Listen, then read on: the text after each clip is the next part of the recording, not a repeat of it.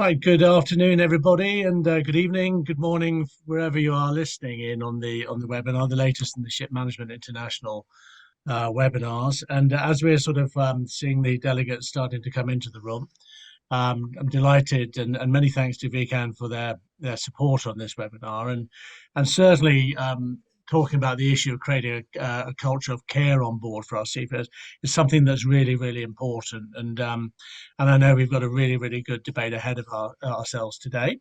We're scheduled to last an hour. It might go over by 5 or 10 minutes. They normally do. We normally get involved in some good heady debate. Just to sort of shout out to the delegates who are coming in. You are able and welcome, and we encourage you to send in questions to the panelists on stuff that you're hearing, and even also any other issues that you feel might be important that you would like the panelists to actually respond to.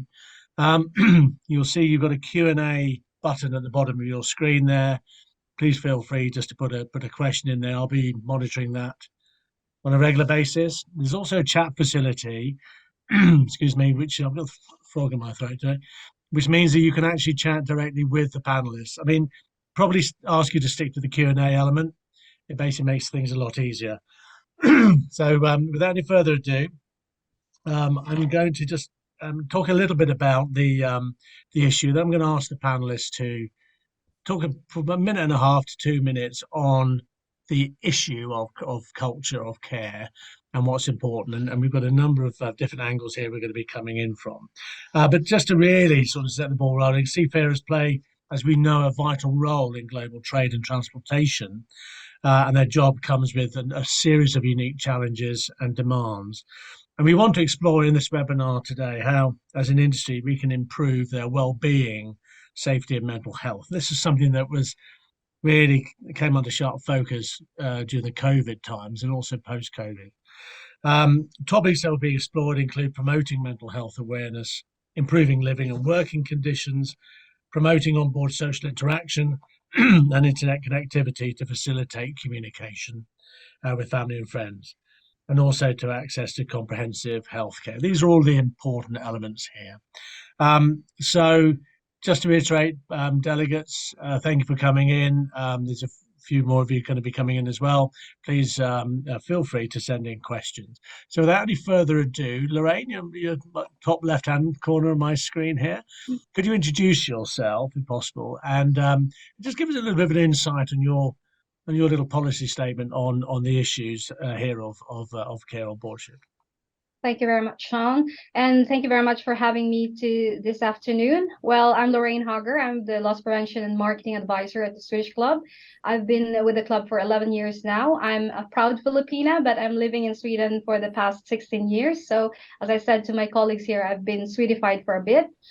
Well, we all of us bear crucial responsibility in safeguarding the physical and mental health of our crews who navigate the world's waters on our behalf, and but ensuring the well-being of these crews requires an in-depth understanding of seafarers' working environment, appreciation of the commercial pressures faced by operators, and of course a knowledge of the best practice support that is available. And we need to look not only at the provision of adequate medical care and safe working conditions, but also the need for mental health support, social integration, and access to essential amenities. As a PNI club, we are a mutual body owned by our members. So this gives us a remit of assisting and giving guidance to our members and enabling them to give support to the crew. At the same time, we have a commitment to a wider aim of improving safety at sea for all seafarers.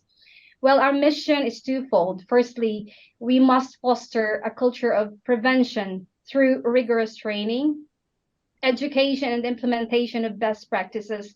This means identifying and rectifying potential hazards before they escalate into critical situations. So we talk about loss prevention in regard to vessel casualties, but the same approach must be taken with well-being of the most precious resource, our seafarers. And secondly, and perhaps more importantly, we are committed to providing a steadfast support system that crews can rely on in times of need. And this includes swift access to medical assistance and a commitment to, of course, respond to the many challenges that seafarers encounter in the course of their duties. And just to mention, the IG Personal Injury Committee has been discussing all these issues that we are discussing now. And just recently, the group, the PNI clubs have gathered to and invited also charitable institutions to discuss more. And this is just sort of a start in, rolling the ball, and perhaps it could lead to more discussions with the maritime organizations. Thank you. Brilliant. Thank you very much, Lorraine. Some good sort of food for thought there, and good to see the industry working with the charities and with the welfare organisations. I've been in shipping for 40 years, and I find it still very, very strange that these very important people at sea are still in need of charitable assistance to the level they are. So it's interesting. Johan, let me come on to you. You're next to my line of sight. If you can introduce yourself, sir, and give me a little bit of an idea of 1 or 2 minutes on your policy views on creating a culture of care. Over to you, sir. Thank you, Sean, and good afternoon, good evening, or good morning, everybody. Nice to be here today. I work for a company called Ocean Technologies Group, and we are in providing human capital management services to our customers, and also then in relation to what Lorraine just said. I mean, I want to come to a point where we power the people that power world trade.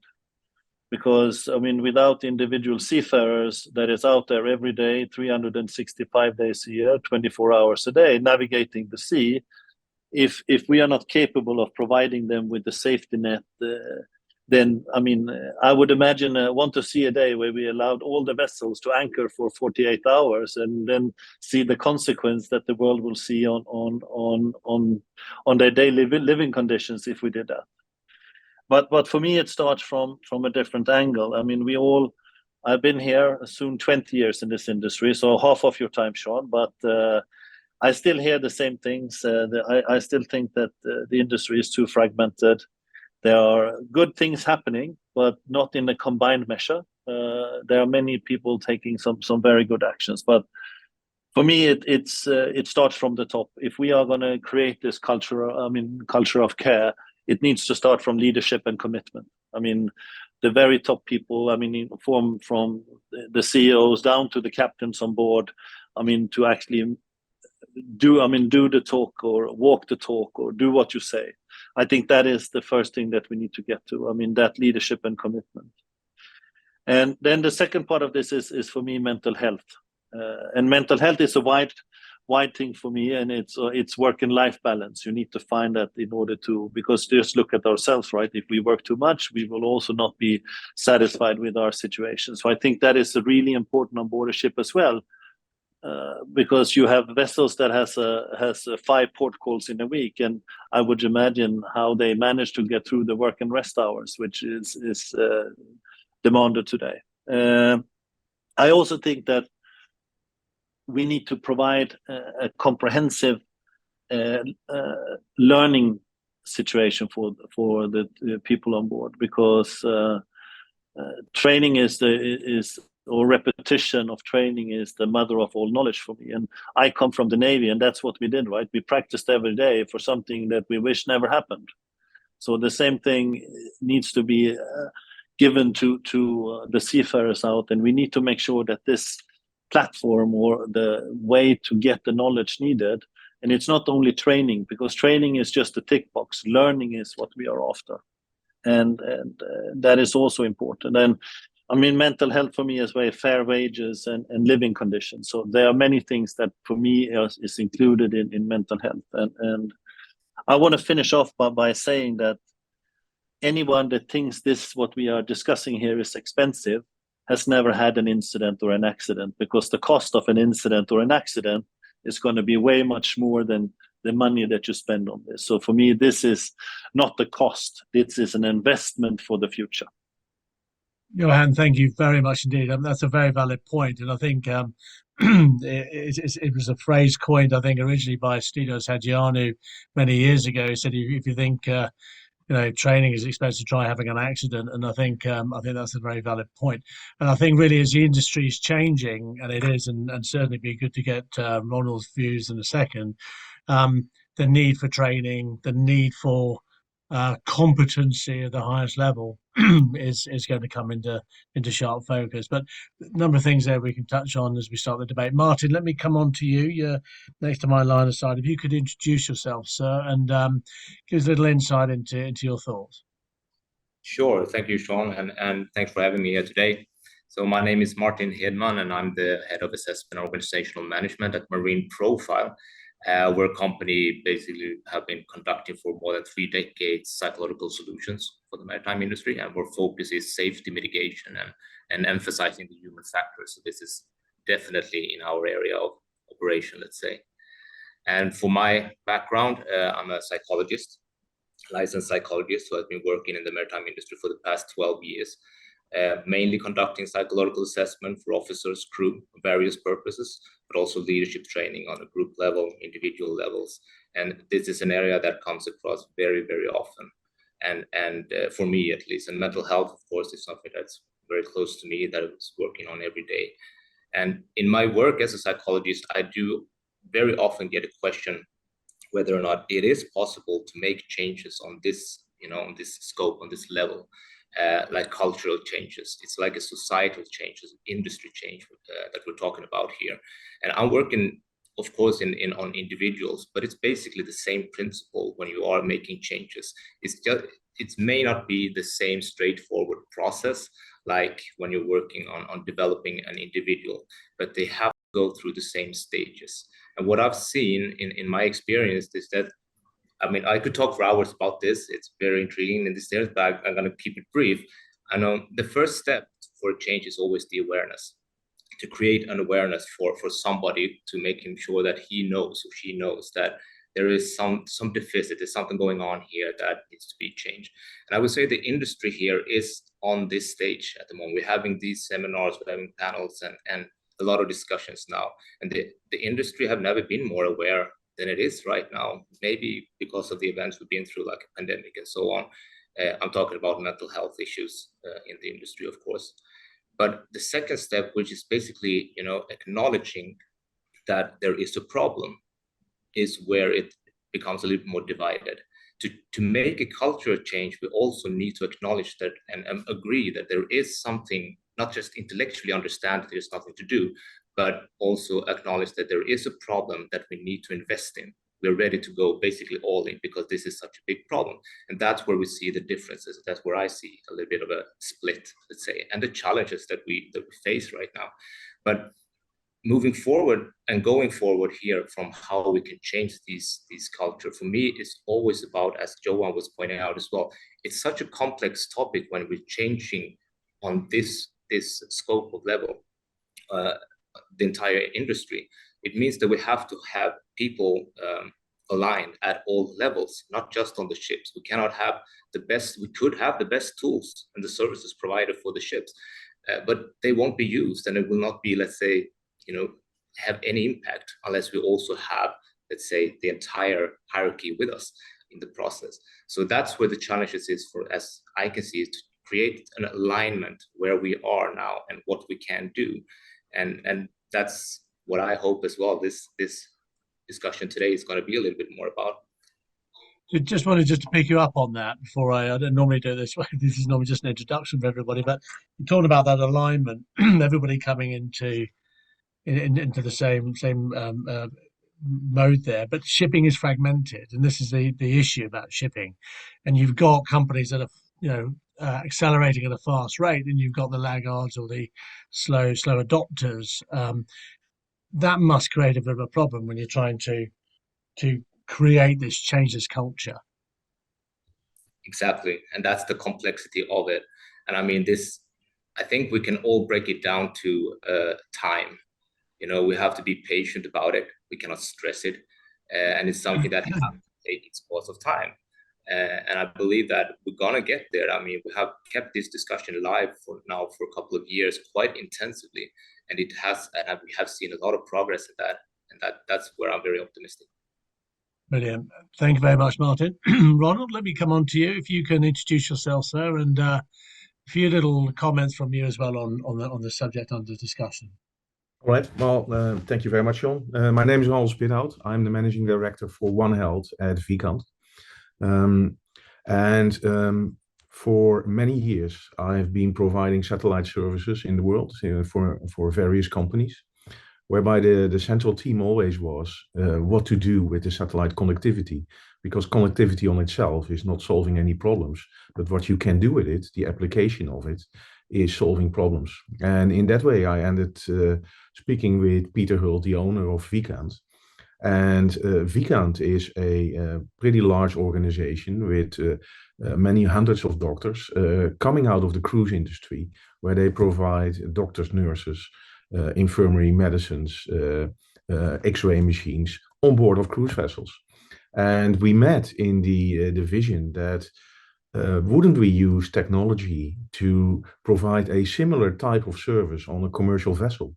Well, that sounds like insane because there are only 20, 25 people on a commercial vessel. So you can't place a doctor there permanently, but you could place the digital equivalent of the doctor over there. And that's what we have been building over the last years.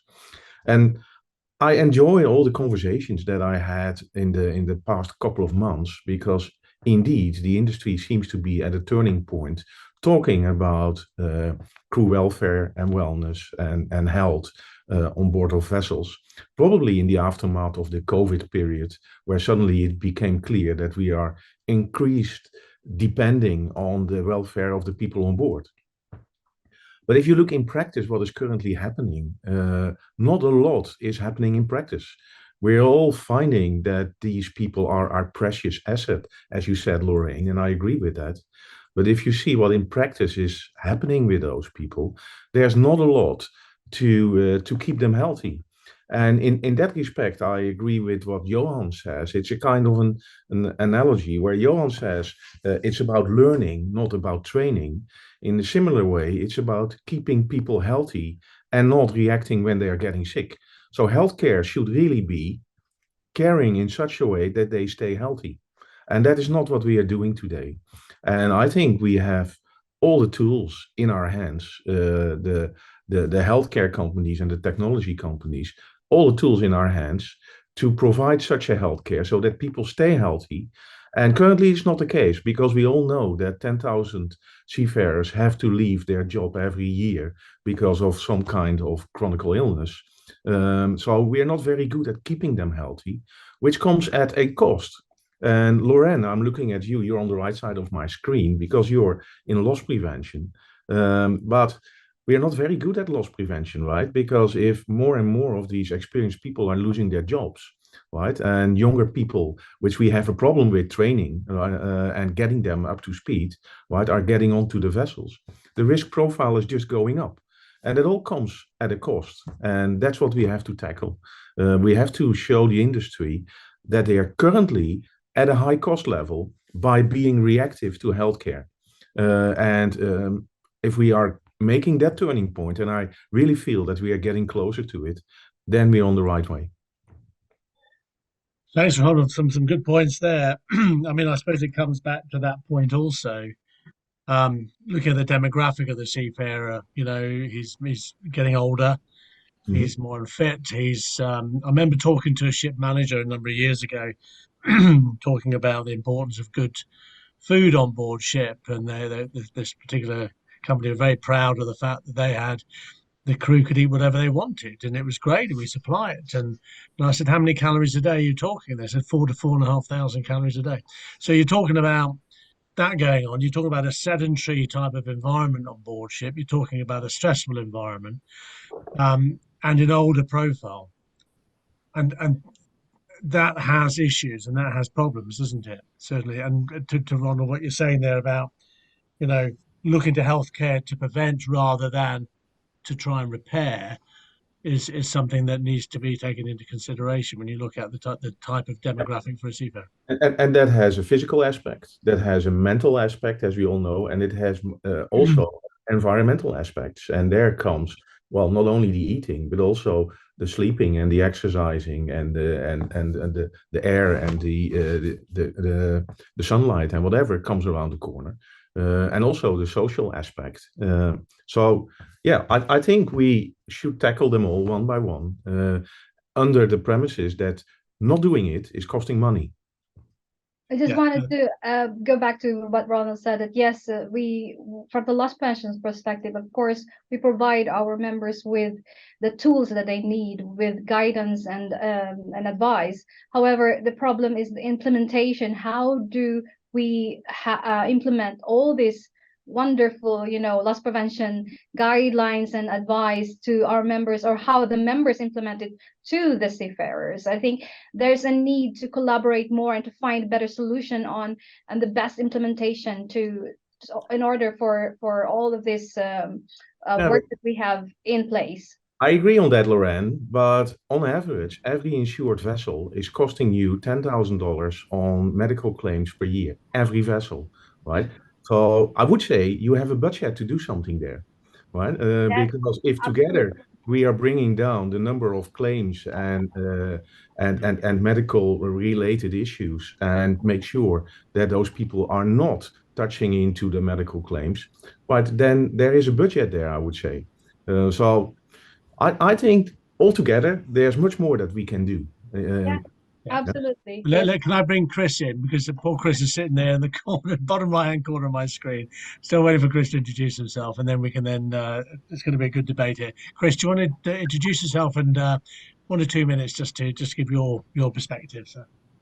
Thanks, Sean. Actually, the debate was flowing quite nicely, so I was quite happy to sit and listen to my fellow panelists chatting it through. But Chris Bhatt, I work for Aon, a big global insurance broker. I think our position is that because we sit from an advice perspective, we sit right on the intersection of people risk, the risk you're associated with having employees in your business, and asset risk, the risk associated with the assets that you own. Our job, I think, as much as anything else, is to keep reminding everybody of that link. And I think that link often gets separated too easily within an organization between let's look after the welfare or health of our crew, and then, oh, by the way, we've got all this stuff going on with our assets, our vessels or otherwise. And I think it's our job as much as anything else to keep reminding everybody of the link between the people and the assets, because so much of those incidents that go on board vessels are down to people, deliberately or otherwise.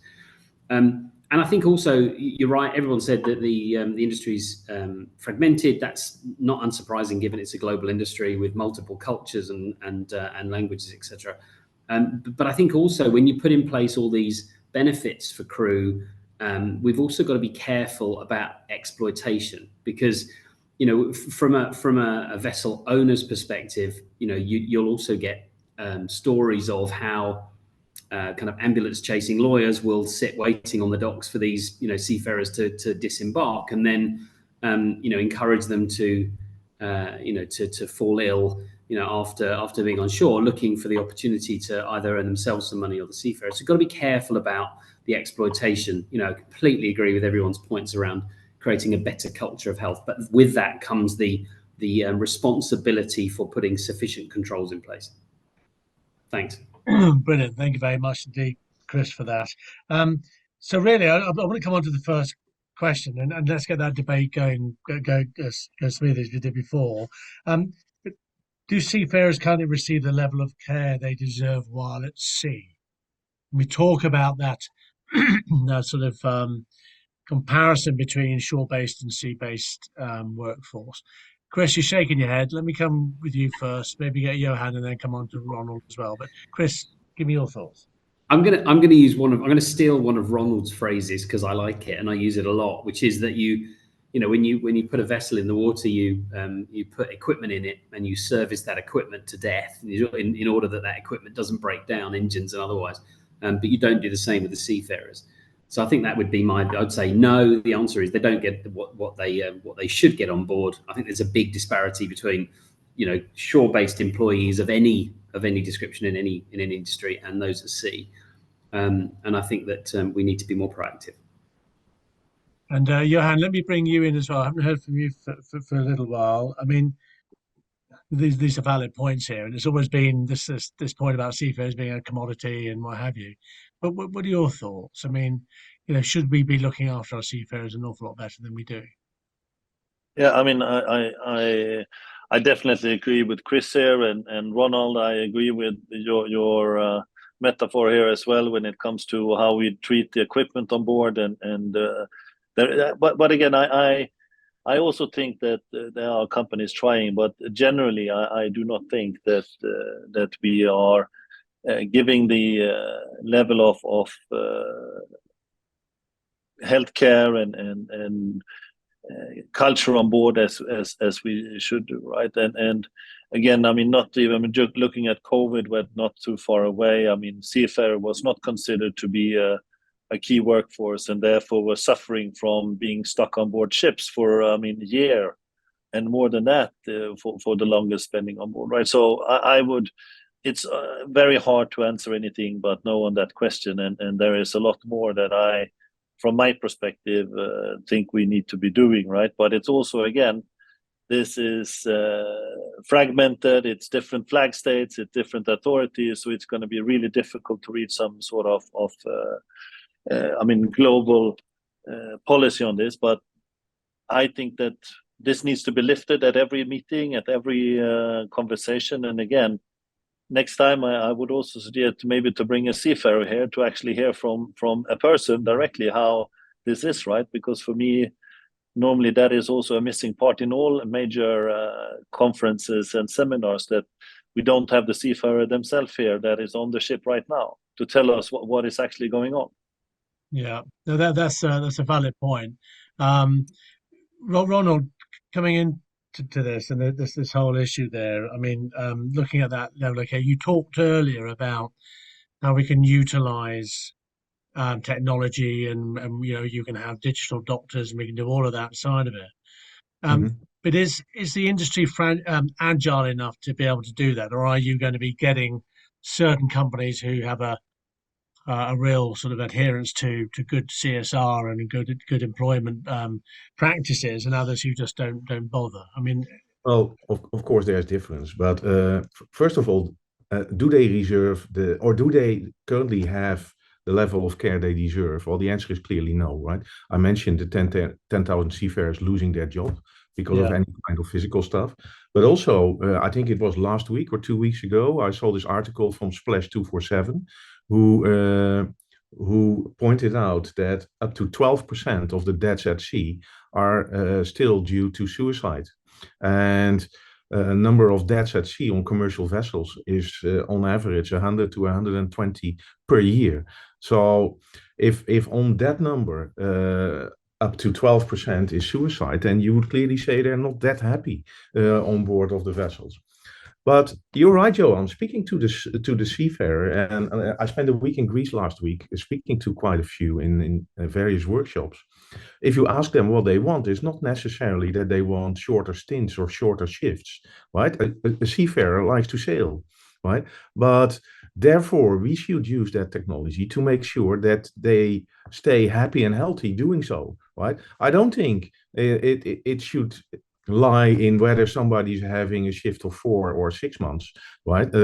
I mean, if you're very happy in what you do and the technology around you is providing you the right level of social interaction with whoever you want, right? Then that should not be a problem on itself. But we don't do that. We provide them internet connectivity, and then at London Shipping Week, I saw whole debates on whether that is a good thing or not.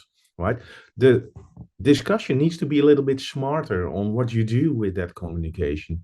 Right, you can bring tools onto the vessel to encourage social interaction, for instance. in between the people. So if you just bring internet on board of the vessel, yeah, it's no surprise that people are taking their iPhone and sitting in their private cabin, and then they get depressed, right? But if you're using that same internet connectivity and put stuff on it so that you bring people together again, right? So that it almost becomes, and I heard people saying that last week, it almost becomes like a family apart from your family, right? Then the actual number of weeks that you spend at sea is a little bit less relevant. And you say, is there a difference between companies? Yes, of course there are. I spoke to smaller owners operators last week in Greece, who proudly told me that most of their people are with them for 30 years or plus, right? But there are also still larger companies who really believe that seafarers are expendable, and you have everything in between. And it is clear that seafarers are not expandable just by the sheer numbers of it, right? There are less and less people willing to go not only to sea, but also to go to the maritime colleges to get trained being an officer. And so you see from the numbers that the problem is building up for the next 2, 3, 4 years. So I think it's time for action, as I said, in all kind of aspects. And you're right. And you're right. I mean, this is all driven, Ronald, by engagement, right? That's where we need to get. Yes. And it's not you and me. We need to have the engagement from the seafarers, right? And I mean, to be honest, we have not really made a good commercial for shipping industry over the last couple of years, right? Especially during COVID. Yeah. I foresee that that's something that we need to overcome as well. Yeah. Lorraine, let me bring you in on this. I mean, I think when you look at the industry itself, I mean, whether they are becoming aware and understanding that they need to start having a mindset change when it comes to looking after their seafarer. And the question is probably a bit too broad, you know, the level of care. But this whole range, whole aspects of care that we're talking about here. But I think at the bottom of it, it's talking about reducing accidents. It's talking about reducing suicides. It's talking about reducing areas of fatigue on board because they're overworked and they're going in their cabins and they're texting for 4 hours to their loved ones and not getting any sleep and things like that because they're depressed. From a P&I perspective and a loss prevention perspective, what are the owners? What are your sort of members starting to sort of think about this? Are they starting to understand that they need to actually take action as an industry? Well, most of the members are actually doing something for their seafarers as well, for the mental well-being or for the well-being of the seafarers. And even the industry, the IG group is also doing something for the seafarers. And I think, of course, like what, Lorraine? Then sorry, like what? Well, just I've mentioned the personal injury committee just had a seminar last month, and then they are furthering this discussion so that they can have a discussion with the maritime organizations. And I'm not involved in that committee though, so I cannot talk deeply on the subject matter. But I think since the pandemic, a lot of the ship owners, you know, focus on the well-being of the seafarers, and it's just fragmented, as you said, and this is the time that we need to sort of collaborate and maybe work together for the same, because we have the same goal to have our seafarers healthy, you know, in mind, body, and soul. And I think if these different stakeholders come together and you know, collaborate and work together in the same way that in an effective way, then probably it's gonna make a ripple effect, and it will have a better, you know, result in the end. But it will take time, I think. I think that's a good point there, Lorraine, about collaboration. Chris, come to you. Yeah, no, I was only going to say that what's interesting actually is when you look at the shipping industry, the best thing about the shipping industry in its quirkiness is the P&I world and the P&I clubs. But it's also the worst thing, because I think, you know, the shipping companies will often turn to the P&I clubs for everything that isn't standard. The P&I will deal with that. P&I will deal with that. And when you look at other industries, there is nothing like the P&I club in any other industry. And I think that's probably where we've got to be, a little bit more disruptive, I think, in the approach. Just because I think we've got to get people's minds away from automatically relying on the poor P&I clubs all the time, or we equip the P&I clubs to sufficiently deal with it. One or the other. Yeah, and I think I'm going to bring Martin in on this, Martin, and you're listening to this array of debate going on here. And I think, when you had your opening few minutes, you talked about creating awareness and acknowledging that there is a problem here. But from a psychologist's point of view, how do you square that circle? There's a lot of aspects here at play, but at the heart of it are the seafarers. The heart of it are people, or human beings, who are trying to do a good job and go home after their stint at sea. But how do you put it into perspective on this? Well, we're talking about care, right? And how we can increase the care on board the ships and for our seafarers. And I mean, care doesn't just come in terms of services and tools and trainings and so on. It's also about how we treat each other. And then it comes down to leadership, how we communicate, how we treat each other through talking. And what I encounter when I talk with a lot of seafarers who are in disarray for some reasons, stress, distress, or having problems on the ships, it's normally triggered by not being treated in a good manner, which is also a very important aspect of it, not just the isolation and all of these other aspects we're probably going to talk about more about, but just having people having good attitudes is something that provides a lot of care in the longer perspective, making people more motivated and enthusiastic about the work instead of trying to get off as soon as possible, being even more isolated and using the connectivity, as Ronald put it, to go on the room instead of being, socializing and being out because they're feeling treated in a bad way.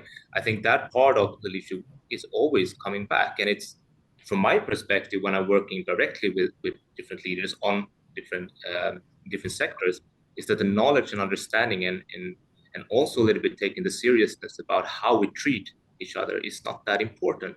I get that, that feedback and feeling sometimes. It's more what you say rather than how you say it. And that for me is still a little bit old school, let's say. And that is on the ship. If we take it one step higher, then it's also about how do they, trust these aspects, psychological aspects. I get comments sometimes that from industry leaders that I don't believe in psychology, and that surprises me sometimes. That it's are we still there, in some aspects? While in other, of course, we get saying that we are going all in on this. We really need, to make a big change, and it's, as you said, Sean, it's so fragmented, and it's like, where do we start? It's not just one solution for the entire industry. We have to see where we can go in. On some ships, we need leadership training and awareness training there. While some other, we have the P&I clubs and the discussion on that level in a different area. Well, it's everywhere a little bit, Martin, I think. So yeah. You see now initiatives of vetting agencies who are suddenly putting all kind of mental questions in their questionnaire, right? About whether the crew had mental first aid or awareness programs, or for the officers. But on the other hand, I think we can also look at the PMEs that are highly physical of character and add something like a mental fitness check there on the PMEs. So it can come from anywhere, and then, well, eventually, I think you will create a better atmosphere on board as well, because the people are better fit to deal with it, right? I think also probably worth, to Martin, to your point, I think you're right. You've got to create the leadership culture, but we must also not forget that some of the loneliest people on board a vessel are the senior crew. Yeah. Okay. Well, look, let me get some questions coming in. Ian Stokes from Stella Maris: on the stated basis that prevention of accidents and mental health problems is better and cheaper than cure, what can a maritime charity such as Stella Maris do to work more closely with the maritime industry to support seafarers? Who wants to have a go at that one? Lorraine, can I pass it over to you? How you talked about working with charities as well. What can maybe some of the charities do you think? Yeah, of course. For example, let me just tell you an example for the case of the Stella Maris, where they send priests on board the vessels, which is also very helpful, I think, for the mental well-being of the seafarers who are, for example, Christians. I think their work in that way are very it contributes to the whole, thing of achieving the result. And of course, we are open for collaboration. And then I think we can begin a discussion on how we can work together to, support each other and have the same, maybe do a project together for the seafarers. And I think, that's something that we even saw, I think, with London Shipping Week, the charities coming together and really identifying some of the issues there. This whole issue of ESG, how important is the S in the ESG as far as the seafarer is concerned? That's always a key one. We got another question here. I'm just going to bring it up here. I'm going to one for you, Ronald. Question for Ronald. The statistics he quotes are sobering, but if these statistics are true, surely they're not coming from the responsible operators that are prepared to engage with the issues, but from those operators who are not willing to participate in the seafarer initiatives you're talking about, or indeed other initiatives aimed at raising the quality of the shipping industry. Do you want to just have a quick point at answering that? Well, you hinted at it already, Sean. You mentioned ESG, but if over the last years, the ESG discussion was mainly focused around the E, right? The environmental side of the vessels and the operations of it, and the fuel transition and zero emission targets and whatever, right?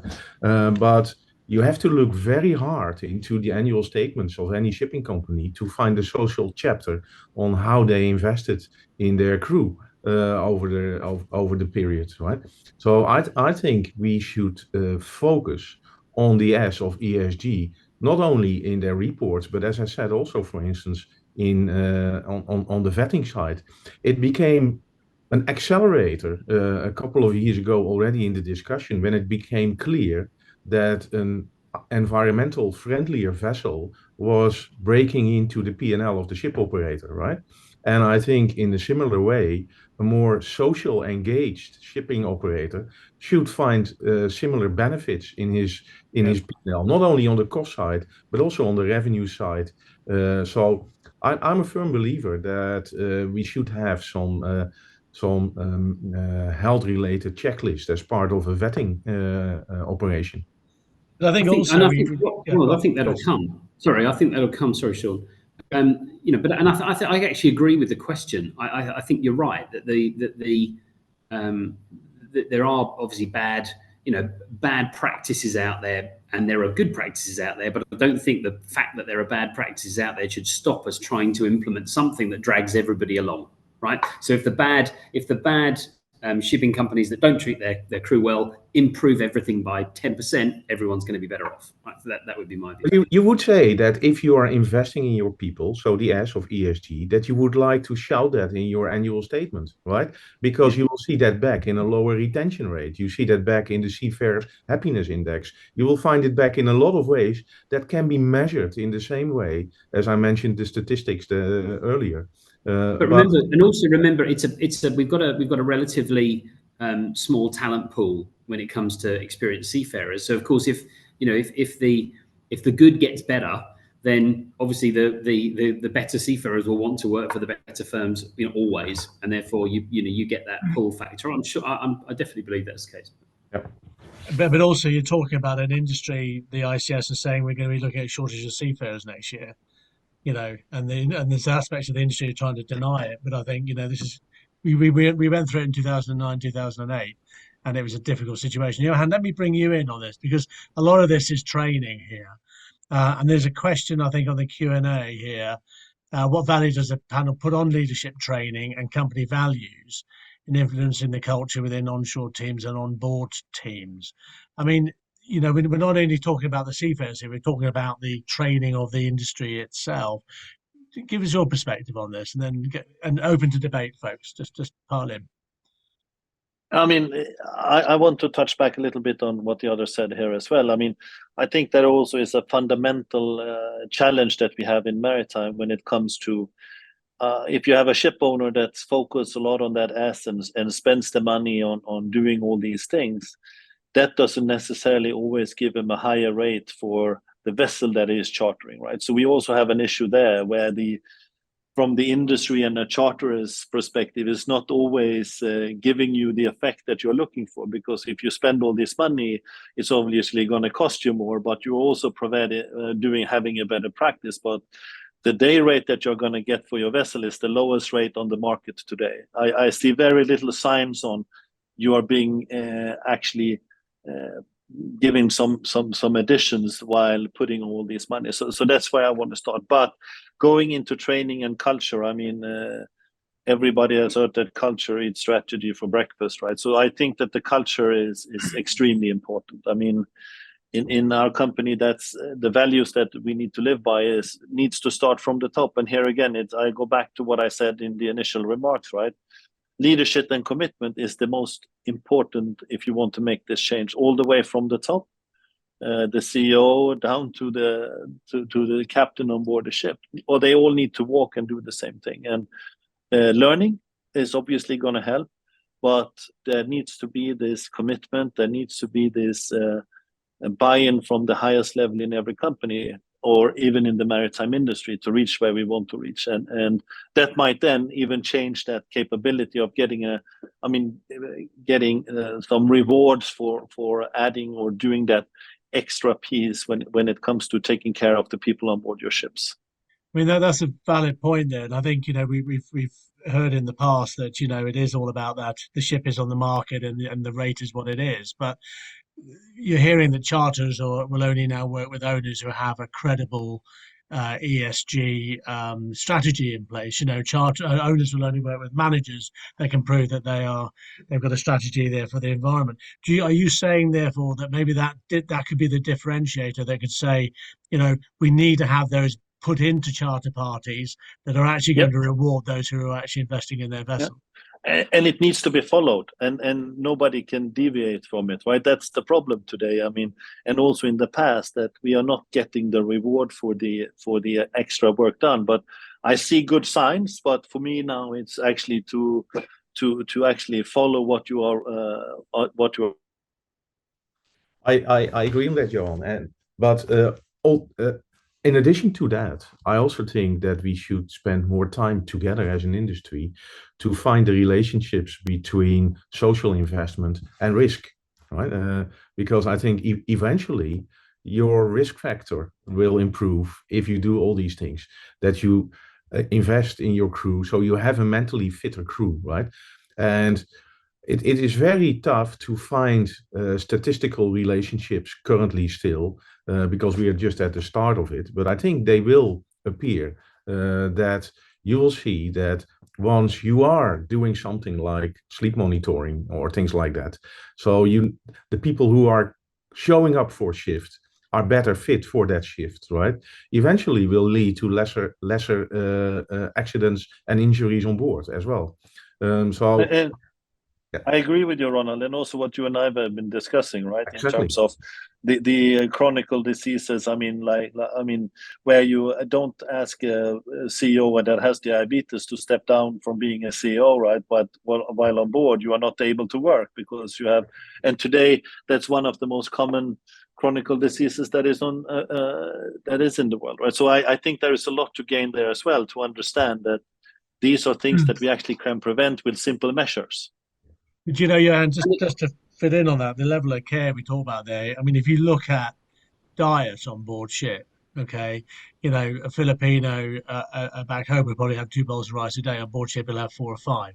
That gets converted into that starch gets converted into sugars, and that nationality will generally get diabetes. The same with Indian seafarers. Their diet, they're 7 times more likely to have a heart attack, and only 8% of ships have defibrillators. Yeah. And if they have them, the batteries are not in it, right? Or empty. Yeah. So, But you're Lorraine, going back to let me bring you in on this because you Yeah, have. I would just like to go back to what Johan has said, and of course, training, leadership training, and I mean, it boils down to the communication on board and from the crew, between the crew and the shoreside management as well. How it should have an open communication because, for example, you train the crew or the junior officers to be assertive, but the captain is still, no, my decision should stay fast. And I think with an open communication, with a culture of understanding, and I think it will promote a better working environment on board our vessels, and that is very important because we are training our Filipino seafarers to be assertive and to speak out. Because in my culture, we were raised up to be very respectful to our bosses, to the captain, and it's a difficult, it's quite a difficult challenge for us to speak out. And with training, of course, the younger officers, younger generation now are doing better at it. But I mean, everyone has to be trained, and the leaders as well. I mean, the captain and even the people who are working on the shore side. So, Yeah. But also, we've got to take our lessons from what happens on land, right? And I'm saying this as a man, but men are typically very poor at talking to other men about their own health. Yeah. Right. That's why you see all over the press lots of adverts trying to encourage men to be more, aware, and therefore, have better conversations with other men about are you okay, or I'm not okay. And we're in a male-dominated environment in the shipping in terms of seafarers. So it's the same lessons that we have on land that need to be converted into those at sea. Martin, Ronald, yeah, and then Martin. I want to get Martin on this. You can use technology to take all those hurdles away, right? And provide a digital buddy for the person on board, not only for the crew, but also for the captains, right? Or the masters who are not trained to be a medic or not a medical professional. But we are talking about all kind of decision support where it comes to technical assets again, right? We are talking autonomous vessels where a lot of the decisions are supported from shore. But on this type of things, we can do exactly the same thing, right? And provide, from a technology perspective, that buddy for either the master or the people on board with regard to health questions or health support issues. The technology is not a barrier. Yeah. Martin, let me bring you on this because we talked about this issue of assertiveness on board ship, and Lorraine is correct on that. And that's been an issue for many, many years. How do we deal with this whole issue of dealing with hierarchy on board and this sort of feeling of subservience or dominance over somebody else on board?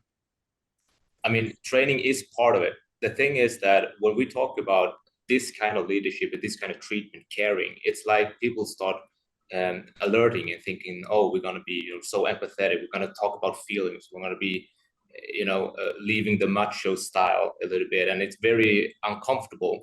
But from my end, it's not about that. It's not about talking about your deepest feelings, about just caring on that kind of level. It's just to have some sort of perspective of understanding what my crew members would go through, and how they would perceive my communication with them.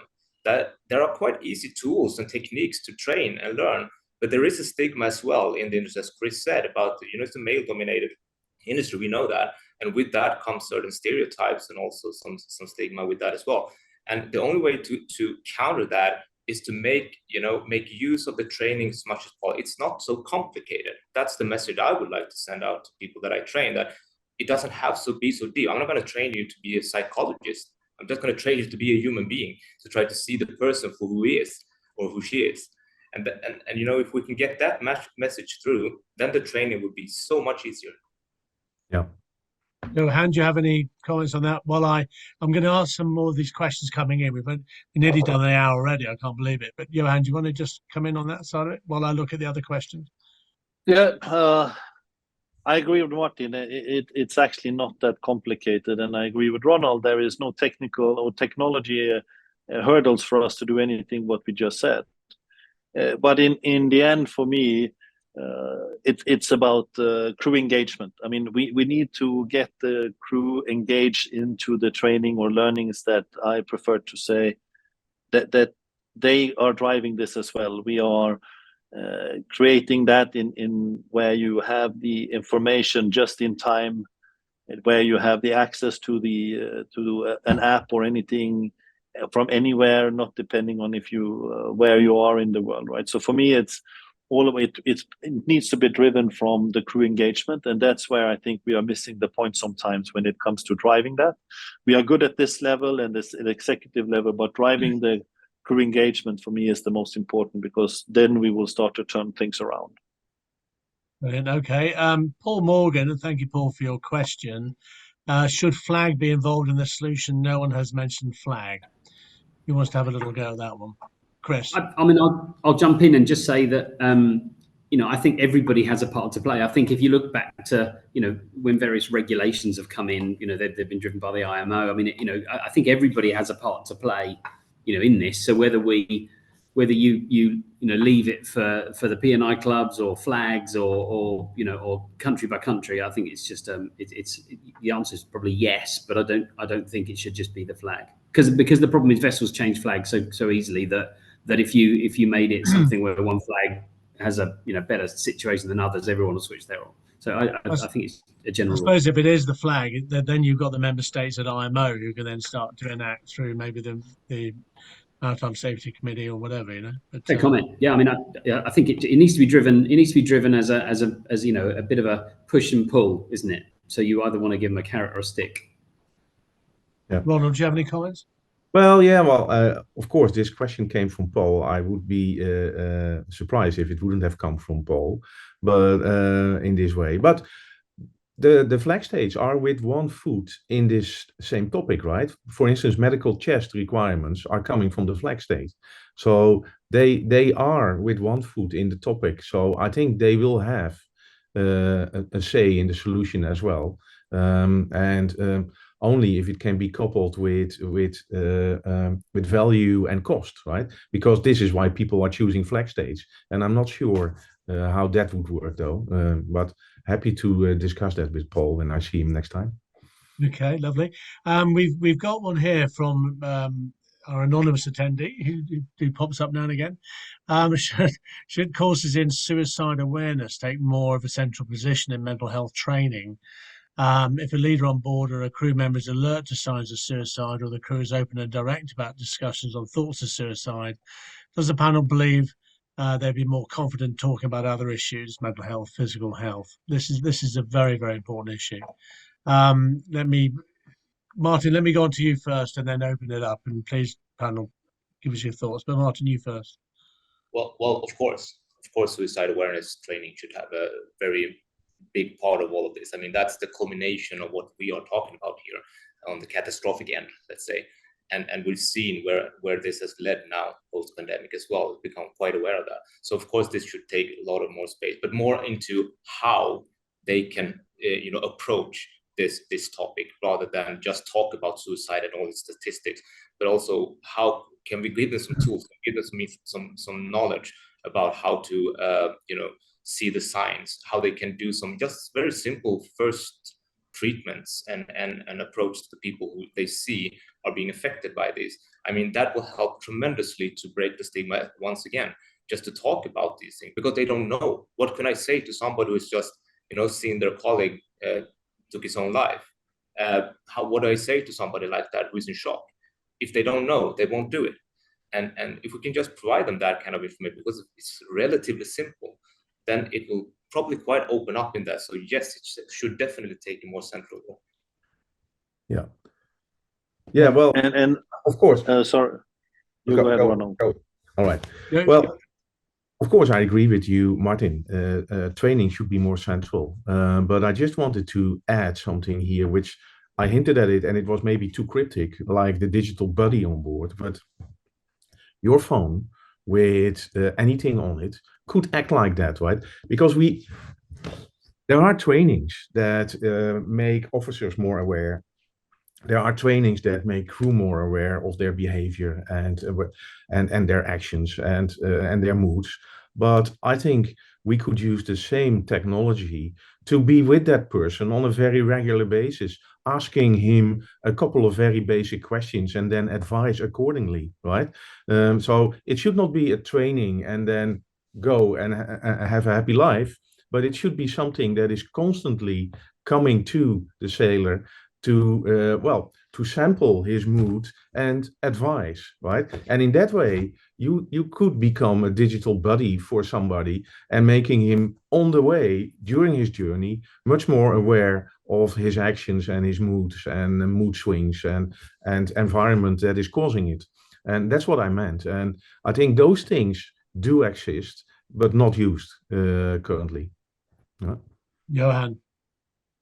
I saw one of the other question, which I think is related to here, which was on having an HR trained person on board the ships. And actually, that is something which I have thought about a lot. If the first company that would actually put a person like that on board the ship to see what consequence, because I think that would improve the situation, because that should be, Martin, as you discussed as well, an independent person, not a part of running the ship, because I believe that maybe not constant on board, but rotating on board the ships to have a different view, not as a superintendent or not as an HSQE manager, but just on an HR representative level to actually do that on board the ship. I would love to follow and support such a project with any of our customers to see what effect that would be, because I think that could be a really good thing, and the outcome could be really effective to understand the work and life balance aboard the ships.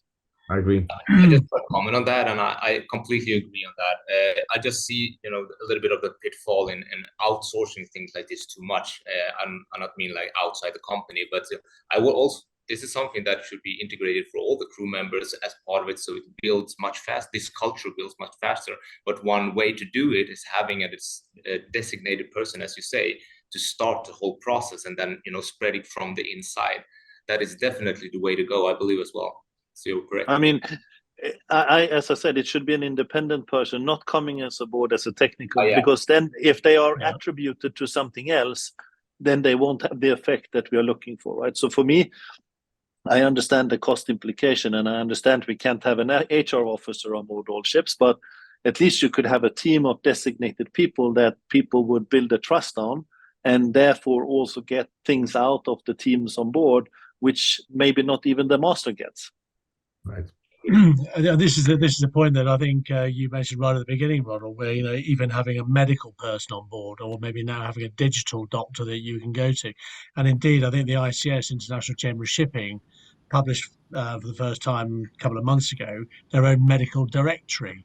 So if you've had this accident, this is what you do. If you're spotting these sort of signs of mental health, this is what you do. And an excellent addition, but it's taken years for it to come out, really. So I think that's important. Just really just a couple of more minutes left. We've gone over our allotted time, but let me just have a little look. Yeah, I mean, and maybe bring you in on this, Ronald. The importance of crew engagement has been stressed. This is from Anne-Marie a few times. Do we believe it needs collaboration technology and engagement tools to gain meaningful information and insights? I think obviously the answer is yes, but give us your thoughts on that, Ronald. Oh, definitely. Well, it comes from Anne-Marie Barclay, I see. Yeah. So I think, and this is probably the reason why she is there, because they just launched something like that, right? So they are providing television channels over 300 kilobits per second. I read that in their LinkedIn, not to provide television, but as a social tool. So it is meant to run on a large screen, which is the difference. Because anyone can get anything on his telephone nowadays, but a service that is specially designed to be broadcasted on a large screen in a central place where everybody comes, it acts as a social tool, and it should be seen like that. And I firmly believe in that, and it's a good example of what can be done with digital technology nowadays. Brilliant. And I don't think one size fits all. Remember, we all as people engage with different things in different ways, and so I don't think a one prescribed solution is necessarily the way forward. I think having a variety of things people engage with is a good thing. But what you can do nowadays with application and internet is mind-boggling, and you see that every day around you on shore, right? Well, I'm not living in London anymore, but I used to, and suddenly you saw this cyclist coming up, right, where you could have a subscription on cycling together from your own room, which was very trendy at COVID times, right?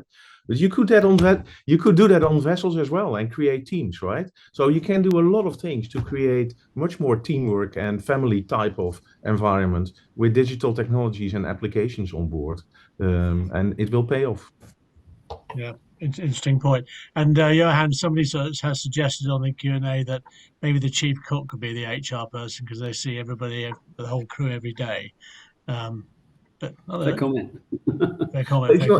It's not strange at all, Sean, because having dinner as a focal point for social interaction is not at all a strange idea, right? Absolutely, yeah. It works in households. Definitely. Well, look, ladies and gentlemen, thank you very much indeed for your time today.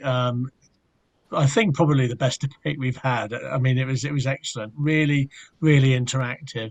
I'd like to thank the audience as well. Some very, very good questions coming through. Just to confirm that the debate today has been video recorded and it will be edited down and then put on the Ship Management International website. So people who haven't been able to come in live will be able to see the debate at their leisure. It'll also be pushed out on social media, so there'll be lots of opportunities there. Just a last thing, just to thank the panelists for your time today. Excellent. When you've got a good group of people like yourselves who know your stuff and you're willing to sort of talk and to share ideas, it makes certainly my job an awful lot easier. But let me thank you very much indeed, and look forward to seeing you again very soon. But thank you very much. Thanks, Sean. Thanks, everyone. Really enjoyed it. Thank you. Thanks.